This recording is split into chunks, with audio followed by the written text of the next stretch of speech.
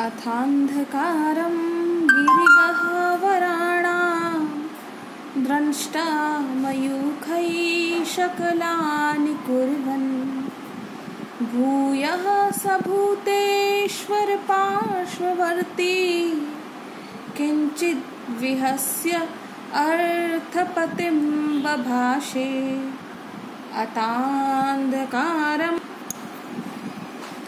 अथान्धकारं गिरिगह्वराणां द्रष्टा मयूखैः शकलानि कुर्वन् भूयः स भूतेश्वर पार्श्ववर्ती किञ्चिद् विहस्य अर्थपतिं बभाषे।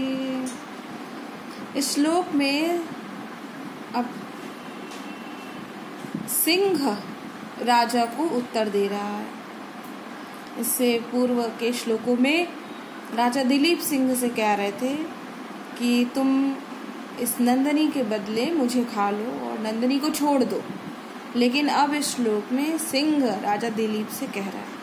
तो इस श्लोक में महाकवि कालिदास बता रहे हैं कि जब सिंह बोलता है तो सिंह की दांतों की किरणों से, जब उसने मुंह खोला बोलने के लिए तो दांतों से जो किरणें निकली तो वो किरणें मानो गुफा में व्याप्त अंधकार को टुकड़े टुकड़े कर दिया उस किरण ने। तो इस प्रकार से वह अपने दांतों की किरणों से गुफा के अंधकार को खंड खंड करता हुआ, हंसते हुए, मुस्कुराते हुए वह सिंह राजा दिलीप से बोला। यही है, देखो। अथ इसके अनंतर गिरि गह्वराणाम अंधकारम। गिरि गह्वराणाम, गिरि मतलब पर्वत, गह्वर मतलब गुफा। तो गिरि गह्वराणाम पर्वतस्य गुफानाम, पर्वत की गुफा में व्याप्त क्या? अंधकार। पर्वत की गुफा में अंधकार होता है, तो पर्वत की गुफा में व्याप्त अंधकार को, अंधकारम द्वितीय है, अंधकार को शकलानि कुर्वन्, शकलानि मतलब खंडित करता हुआ, खंड करता हुआ, खंडित करता हुआ। किससे, किस प्रकार से वो खंडित कर रहा है? द्रष्टा मयूखै मतलब अपने दांतों की, द्रष्टा मतलब बड़े बड़े दांतों की, मयूखै मतलब किरणों से, अपने दांतों की किरणों से गिरि गह्वराणाम पर्वत की गुफा में व्याप्त अंधकार को शकलानि कुर्वन् खंडित करता हुआ, कुर्वन् करता हुआ वह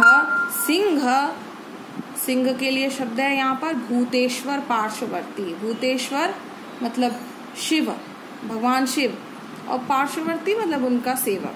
तो भूतेश्वरस्य शिवस्य पार्श्ववर्ती अनुचरः, भूतेश्वर शिवः पार्श्ववर्ती अनुचरः।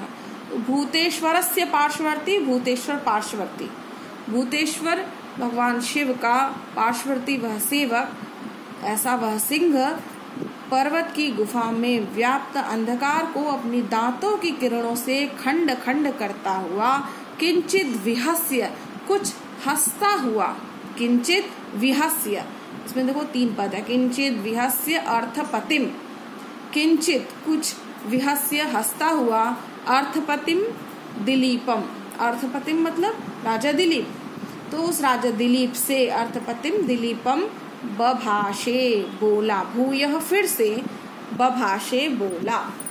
फिर से देखो, भूतेश्वर पार्श्ववर्ती भगवान शिव का वह अनुचर सिंह गिरि गह्वराणाम अंधकारम पर्वत की गुफा में व्याप्त अंधकार को द्रष्टा मयूखै अपने दांत की किरणों से शकलानि कुर्वन् खंडित करता हुआ, भूयः फिर से, किंचित विहस्य कुछ मुस्कुराते हुए, अर्थपतिम दिलीपम राजा दिलीप को बभाषे बोला। अब इसका संस्कृत देखो।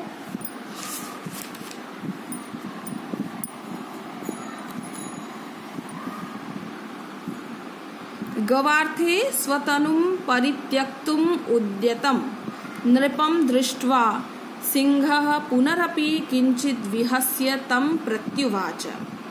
गवार्थे गाय के लिए, गवार्थे मतलब गाय के लिए, स्वतनु अपने शरीर को, तनु मतलब शरीर, स्व मतलब अपना, अपने शरीर को परित्यक्तुम त्यागने की उद्यतम, त्यागने के लिए उद्यत, परित्यक्तुम मतलब त्यागने के लिए, उद्यतम उद्यत, नृपम राजा दिलीप को दृष्टवा देखकर, सिंहः वह सिंह, पुनरपि फिर से, किंचित विहस्य कुछ मुस्कुराते हुए, तम प्रत्युवाच राजा दिलीप से प्रत्युवाच बोला।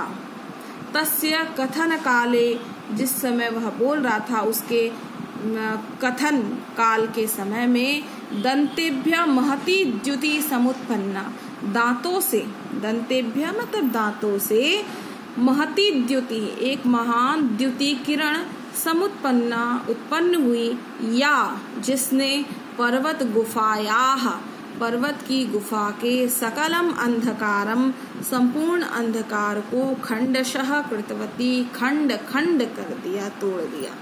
फिर से देखो, गवार्थे गाय के लिए, स्वतनुम अपने शरीर को, परित्यक्तुम त्यागने के लिए, उद्यतम उद्यत, नृपम दृष्टवा राजा को देखकर, अपना शरीर कौन त्यागना चाहता था? राजा दिलीप।